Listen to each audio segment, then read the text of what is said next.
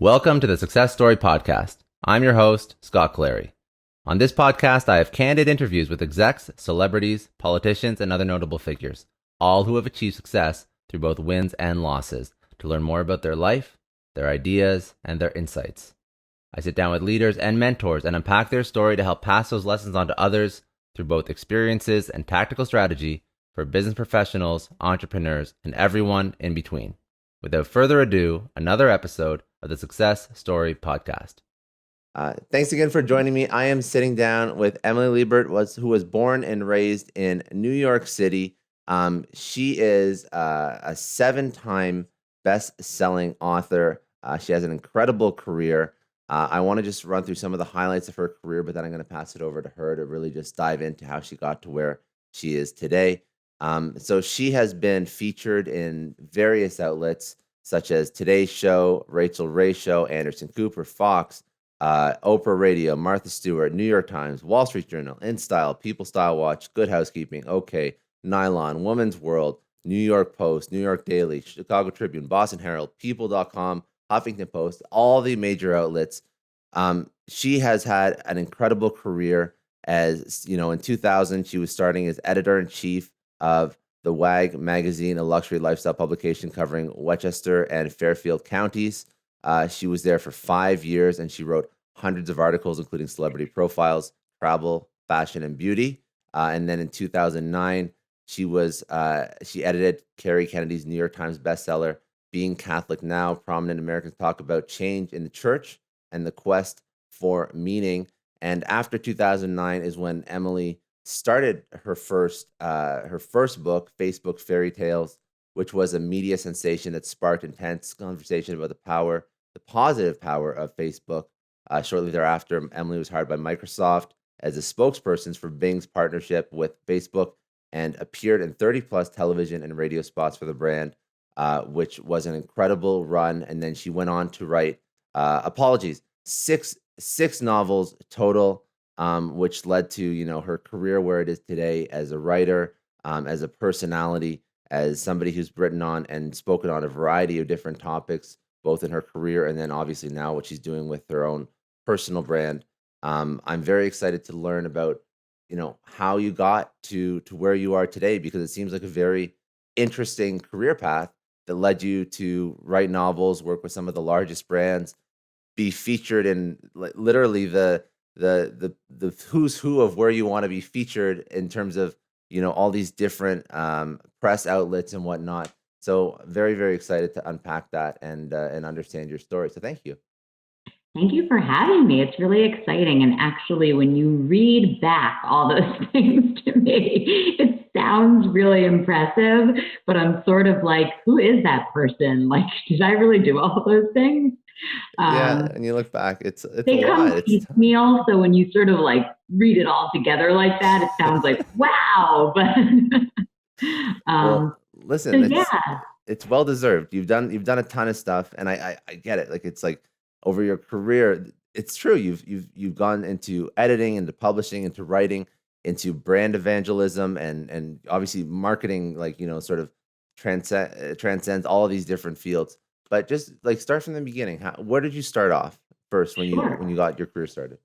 So, when I graduated from college, I was very fortunate to get my first job at ABC News working for Peter Jennings. And I knew that I always wanted to tell stories and be in the journalism world in some way. I was an English language and literature major. I had always loved telling stories from a very early age.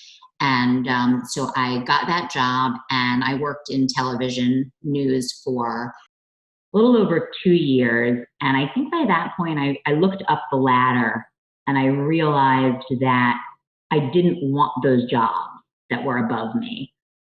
It wasn't a career that I saw myself following long term. And what I really wanted to do was write.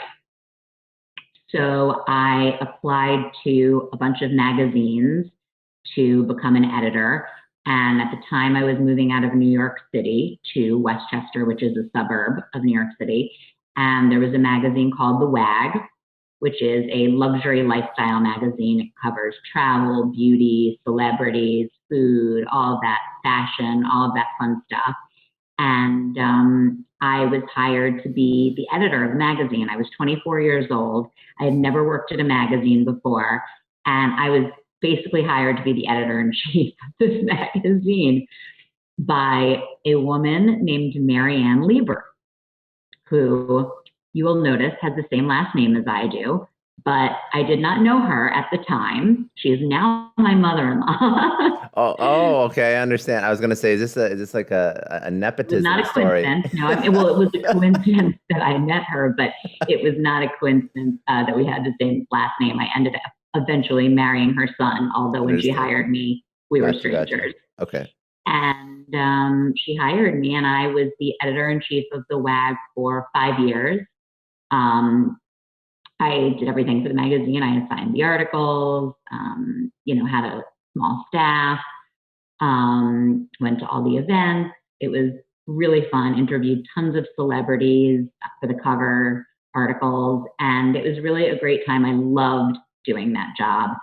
And I ultimately, after 5 years, decided that it was time to pass the baton on because I felt that I had done everything I could there at the magazine.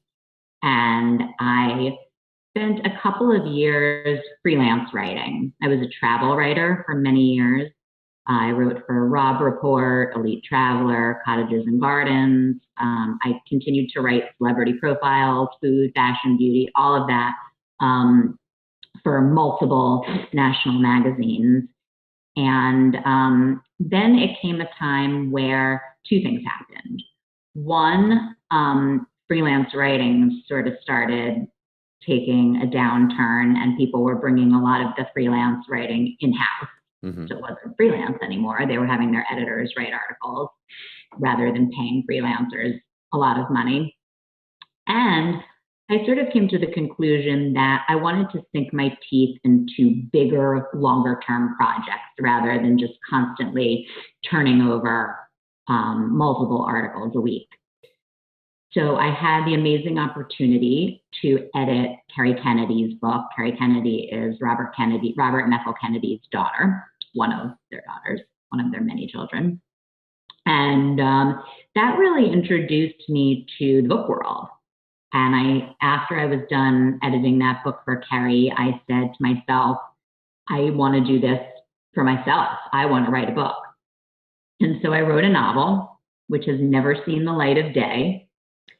And I was fortunate enough to get an agent with that novel, which it sounds like 1, 2, 3, I just got an agent, but you actually have to write a whole novel when you're writing fiction. Unlike nonfiction, where you can write a proposal and a couple of sample chapters, with fiction, it's so based on your writing that they need to see that you can actually write the whole book. So I wrote the whole book.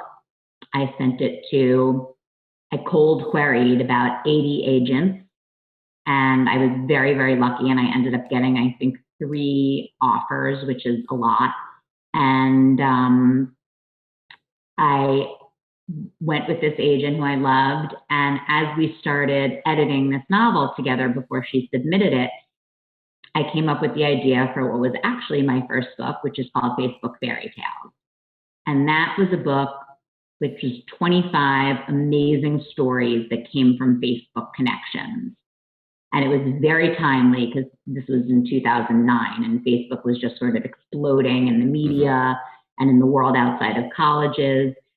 And I was very fortunate that Facebook supported the book, not financially, but got behind me. And they gave me an interview with Mark Zuckerberg for the foreword, which was huge because I think at the time he had only interviewed with like Oprah and like Leslie Stahl or Diane Sawyer or someone. It was a real coup and really exciting. And so you were right when you said I've written 7 books. It's just that only 6 of them have been novels because Facebook Fairy Tales is actually narrative nonfiction. So I understand. I thought I saw that number somewhere. On a proposal and a couple of sample chapters. And we said, okay, let's put this first novel aside. Let's get Facebook Fairy Tales out because it needs to come out right now, which we did. And by the time Facebook Fairy Tales came out, I already had an idea for another novel. And the novel that has never seen the light of day was loosely based on my life and my experience. And I no longer felt that it needed to see the light of day. It was cathartic writing it, and that was enough for me. So I wrote You Knew Me When, and I got a 2-book deal with Penguin Random House for what ended up being You Knew Me When and When We Fall, my first 2 novels. So my second and third books, but my first and second novels. And then I stayed with Penguin Random House for my next 2 novels called Those Secrets We Keep and Some Women. And after that, I decided that I wanted to mix things up a little bit and start adding some psychological suspense, make my books a little edgier. And I decided I needed a whole fresh start and a whole fresh team for that. So I moved over from Penguin Random House to Simon & Schuster, and I wrote my first, what I would say is psychological suspense, but I think that Pretty Revenge and Perfectly Famous, both of my psychological suspense books with Simon & Schuster, really straddle the line between that and women's fiction still.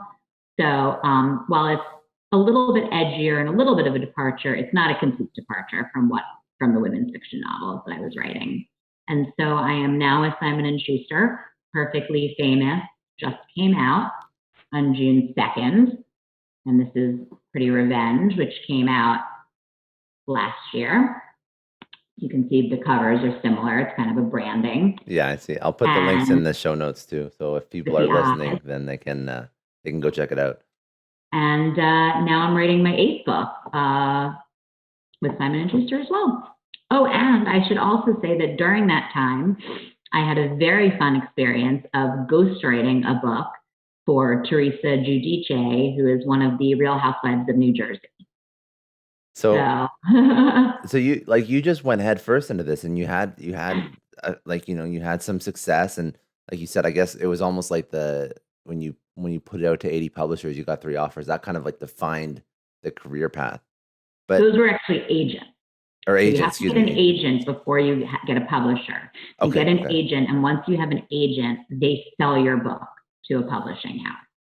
That's a huge like sort of like leap into the deep end of writing, and now look at you. So is that like a nerve-wracking thing, like when someone wants to it seemed to be, I don't want to say passion project because it seems to like diminish the value of what you've done, but was it very scary, just nerve-wracking to go in and start just writing this whole book? That's time and energy and effort, and totally pivoting from a career path, like a traditional career path, excuse me. Yeah, I mean, it's definitely taking a chance. As I said, since you do have to write a whole novel before you get an agent, you are taking a chance, especially these days. It is so hard to sell books. You are taking a chance that you will write an entire book and nothing will happen with it. You can always self-publish it. I mean, there's that, but yeah, it's definitely a risk. And just to be clear, I didn't just stop freelance writing and, give up all the money and write a book. I kept freelance writing while I was writing the book until I could, make money writing. And I want to ask, because these are just the questions that I thought of when I think about writing and why people have trouble writing. I think being able to write is, like, quite honestly, one of the most important skills, like truly writing impactful things. And I just don't mean in a novel, but I mean as like building out your own brand, blogging, writing copy for websites, writing newsletters to, go sell your product. I think writing is so important, but what allows you to be able to write? What stops you from having, I guess, quote unquote, writer's block? So I do, get asked a lot about writer's block. I don't want to say I don't get writer's block. There are certainly days that it's easier to write and others that it's not. But I don't get writer's block in the sense where weeks or months go by and I just can't put anything down on the page. I have deadlines. It's like someone else saying I have job block, like I can't do my job. So yes, there are days you're better at your job than others. Yes, there are days that the words flow onto the page, and there are days that it's a struggle.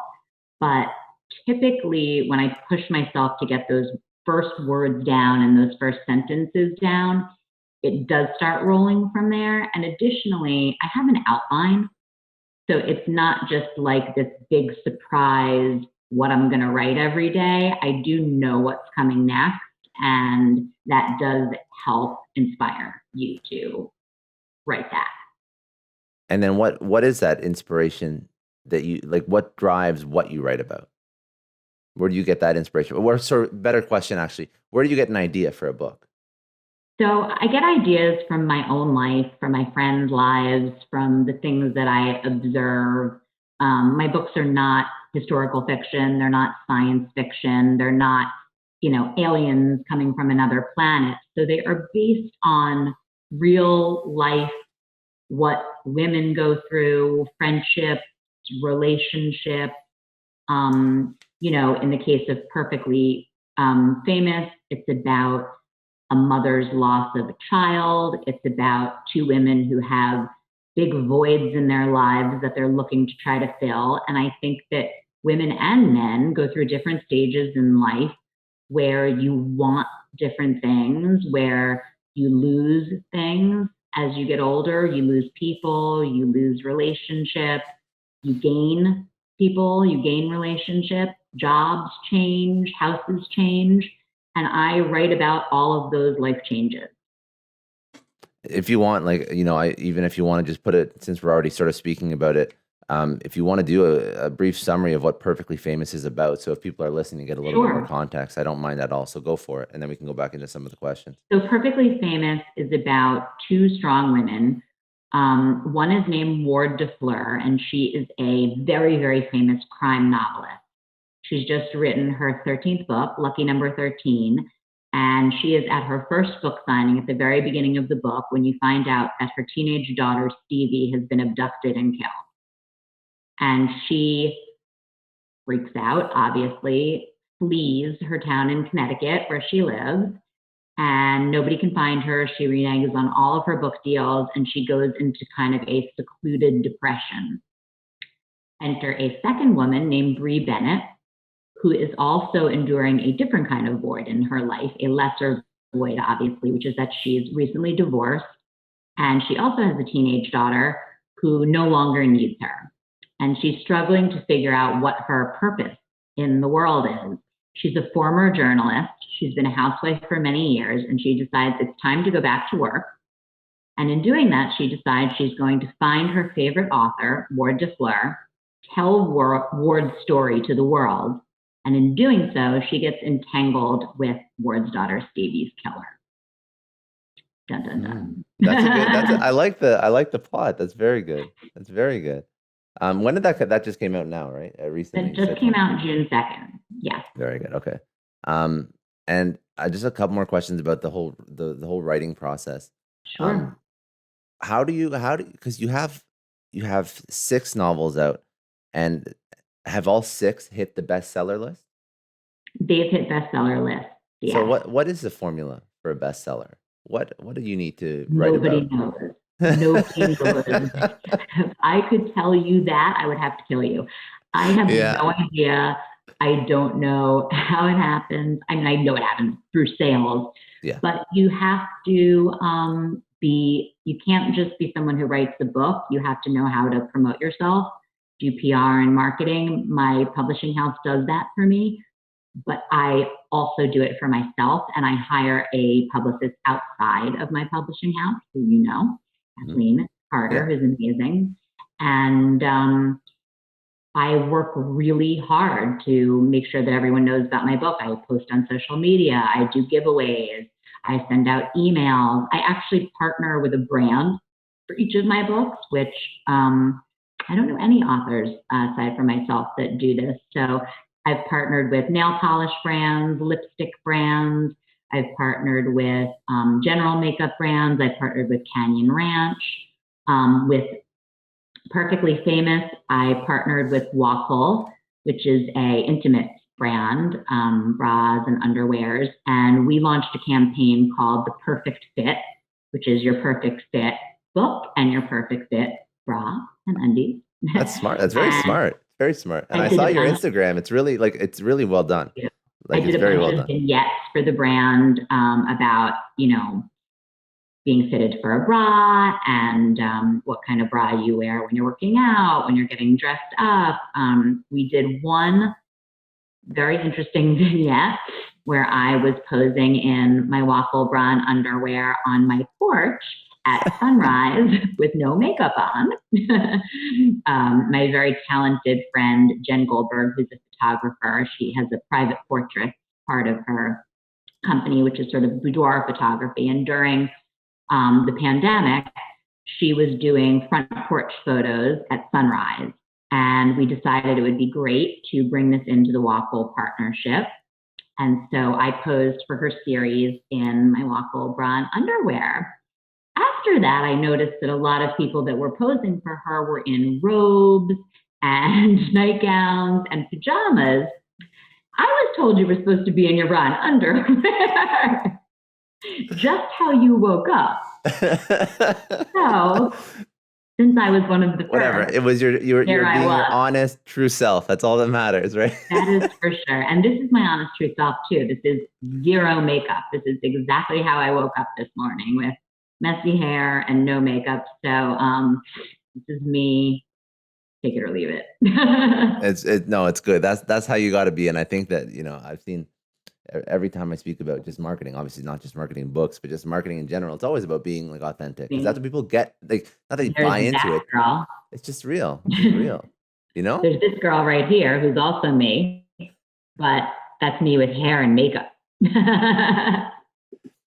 And how did you? I guess my question is, this is a funny. Okay, so the reason why I'm asking this is because I see a lot of people that sell books or sell products, and they don't quite get everything you just mentioned about how to market, how to be personal, how to be authentic, partnerships, and all this stuff. And you do see it obviously at the upper echelons, but it takes a lot to get there. But you're just sort of taking this on your own. Where did you learn to do this? Where did you learn to market? How did you sort of understand that this is how you bring a book or a product to? And you're doing IG, like you're doing Instagram lives, like you're doing everything. Like you're killing it. Thank you. I think it's all a progression. It doesn't all come at once. But when I wrote Facebook Fairy Tales, I had a lot of luck getting publicity because it was about Facebook. Facebook was exploding in the media. It was sort of this chicken soup for the soul-esque kind of book, these amazing stories, and people eat that stuff up. They love to hear about that. And so as you read before, I was on the Today Show, I was on Rachel Ray, Anderson Cooper, and I got so much attention for that book. And when I wrote a novel, I was told immediately, do not expect this kind of publicity for a novel. And I thought to myself, well, that makes sense. There aren't these sort of aspects to it, like the Facebook aspect, the Mark Zuckerberg aspect, the amazing stories aspect. It's just a book that came from my mind. And there are a lot of authors with a lot of novels. So I knew I had to do something to set myself apart. And somewhere in this brain of mine, I came up with the idea of approaching a nail polish company and seeing if they would make a nail polish set named after the book and after my characters that we could send to everybody in the press and do giveaways with, and I could bring to my events. And it just really worked amazingly. And I worked with a company called Zoya, which makes amazing nail polish. And it got the book so much publicity outside of book websites or book, magazines that write articles. It was in Style Magazine and on Refinery 29 and in Pop Sugar and all these places where something, just a book, might not get attention, but all of a sudden there's this nail polish set and the polishes are named for my characters and this cute sort of tie-in. So that worked really well. I also knew to hire a publicist outside of my publishing house, because while the publicists at the publishing house are amazing, they have 10, 15, God knows how many books they're working on at the same time. Yeah. So I stuck with the partnerships after that, the brand partnership.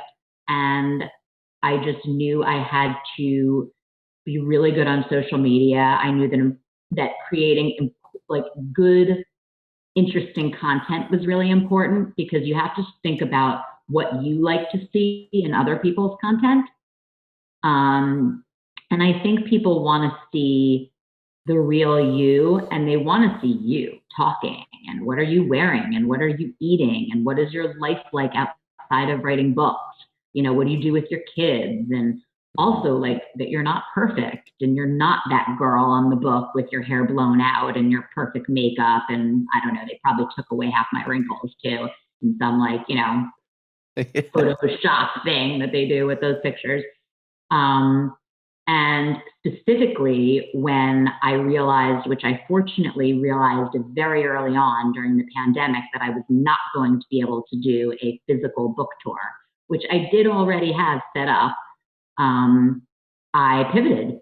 And this was, I knew in April.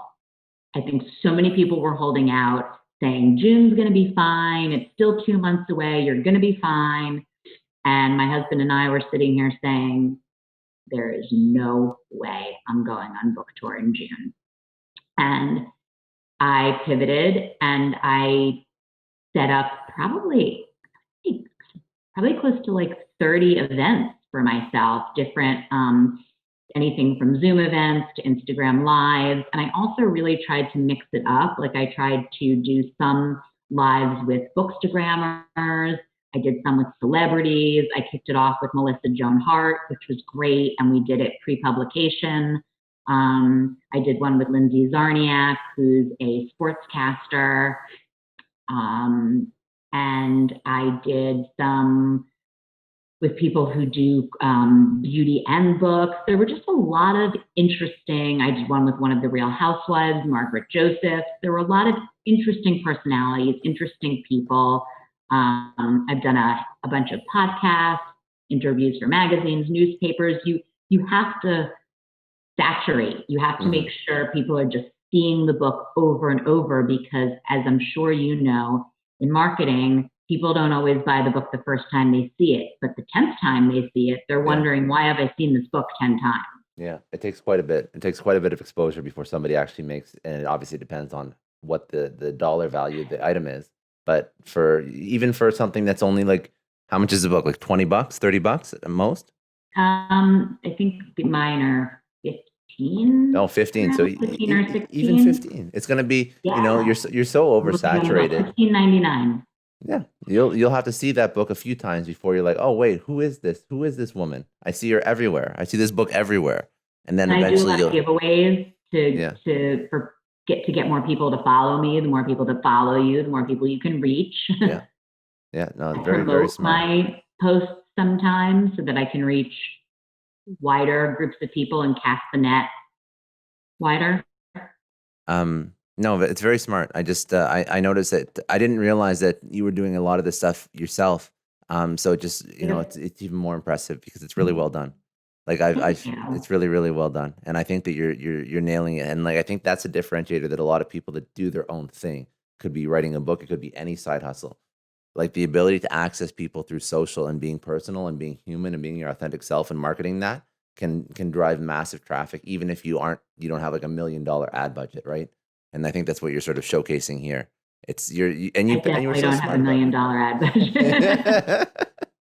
Well, you're doing a good job with that. Maker, this face with no makeup on.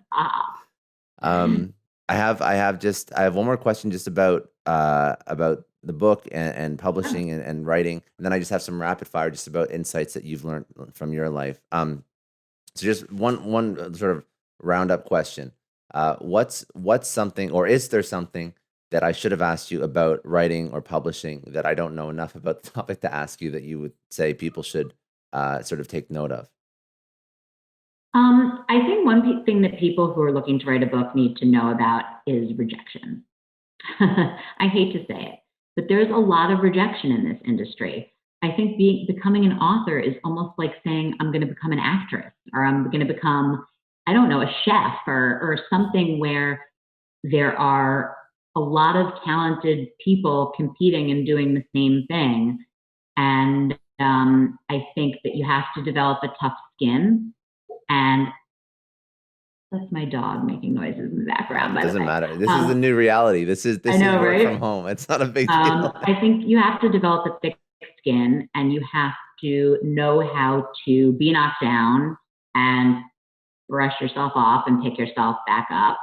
Another thing is sometimes books get turned into TV shows or movies. And Pretty Revenge came out last July, was optioned for a television series, and some fabulous writers were hired. So that is in the works now. And congratulations. That's amazing. Fingers crossed, grain of salt, until it is on the air, I don't believe it. But it's always fun to have someone at least think that your book could be a television show. Yeah. Well, so that just shows you, just do. And then, as you're saying, with your marketing, you're pivoting and you're sort of learning, but you're also opening yourself up to other opportunities that weren't initially presented. So those are two great lessons, and especially the rejection one. I think that's very important, not from not to not try, but just be realistic about expectations too. Okay. So I think that I think that's pretty good. We covered a lot of your career in the book. Is that we're good there? Okay. So let's go into some life lesson, insight questions. Sure. So what would be one lesson that you would tell your younger self? I would tell my younger self not to apologize as much. I think that women in business, especially when they're writing emails for some reason and following up and pushing and nudging to get something, they often, and I know have been very guilty of this in the past and I don't do it anymore, say, I'm really sorry to nudge you, or I'm really sorry to push or follow up again, or you'll hear people say, sorry, but I hope it's okay if I ask you about this. What are you apologizing for? I don't hear men apologize very, very often in emails or when they're speaking to someone. They just ask for what they want. And I think that I would tell my younger self just to ask for what I want. And it's always okay to ask. If people say no, they say no. That's something I've never thought of before, but that's a very smart lesson. It's a very smart lesson. What's one thing about yourself that people misunderstand about a successful writer? So I'm very type A, and I really push for what I want, and I try not to take no for an answer unless it's a hard no, in which case I take it, because you have to take a hard no. You have to know when to stop. But I think sometimes that can come off as that I'm just this tough, hard as nails person all the time. And while I am that way a lot in business, because business is business, that's not actually my personality in real life. I'm a mother. I have 2 little boys. I'm actually, I hope, a reasonably nice person. I think so. But I also think I also think you're not wrong in being tough. I think you have to have that persona when you go into negotiations. Not mean, not aggressive, but just tough and know what you stand for. But no, you seem a very nice person, so I'm not. Very good. What would be? This is a big question, but I like to ask it because it's so topical now with all the social justice issues that are going on. What would be one thing that we could all do to make the world a slightly better place? I think people can put their time and their money where their mouth is. So I'm actually glad that you asked this question, because this book, Perfectly Famous, came out on Blackout Tuesday. Oh, I didn't realize that. Which is, I'm not going to lie, a rough day to launch your book, because you can't promote it, as I learned. And it's not appropriate to promote it. So not only did I not promote it that day, but I did not do any events that week. If someone put something up, I shared it, but I didn't initiate my own promotion for that entire week. And I pushed all of my events off that week, and some even the following week. And I thought to myself, I can go on social media and post a bunch of memes about this, like a lot of people are doing, who, by the way, did not care about any of this 1 week ago until it became trendy, or I can put my money where my mouth is. So I decided to donate a portion of the sales to a human rights charity that was working for Black Lives Matter. And what I wanted to do was do that, but I didn't want to jump to figure out what organization it was going to be within 24 hours, because that also seemed inauthentic to me. So I took a week to do my research, learn, listen to other people. And then I called my friend Kerry Kennedy, which was actually my first instinct anyway. And she is the president of the Robert F. Kennedy Human Rights Organization. And I asked her, are you guys doing specific work for Black Lives Matter? Are you bolstering Black-led communities, organizations, businesses? And she said, 150% we are. And, I will make sure any money that you donate gets put to good use. Mm-hmm. So when you buy Perfectly Famous, a portion of the proceeds are going to RFK Human Rights and being put to use for Black Lives Matter. So I say, put your money and your time where your mouth is. Don't just start throwing up memes on Instagram and think that that's enough. Very good. Very, very happy with that answer. Just because that's my biggest pet peeve with social activism, and it's not okay to just like a post or throw up a black square. It's exactly. The action in 1 month, 3 months, 6 months, 12 months that actually changes, right? So good, that's very right. Good. That's impressive, and that's not easy too. You took a hit on the book tour, you took a hit on the launch, now you're taking a hit on the revenue. You're not a bad. I don't know who thinks you're an evil person. Who thinks you're a bad? I don't know that anyone thinks I'm evil. Just I do want things the way I want them, and I can be definitely tough. That's fine. That's no problem with that. I'm sure my husband would say I can be tough as well. That's very good. If you could have a conversation or a dinner with two people alive or dead, who would they be? Oh, I would definitely be my maternal grandfather, who is no longer with us. So I would love to be at dinner with him again. And I would say probably if that was going to be the dinner, I would want my grandmother there too. She is alive, but I would love to have dinner with the two of them again. I love that answer. That's a really nice answer. I mean, I could have said like Madonna. I know. And that would also be really cool, by the way, like Madonna, Gwyneth Paltrow, that kind of thing. But it just shows you what's important to you. Probably not who I'd really, And then I just had one more question. I'm just trying to think of, just going through my list here.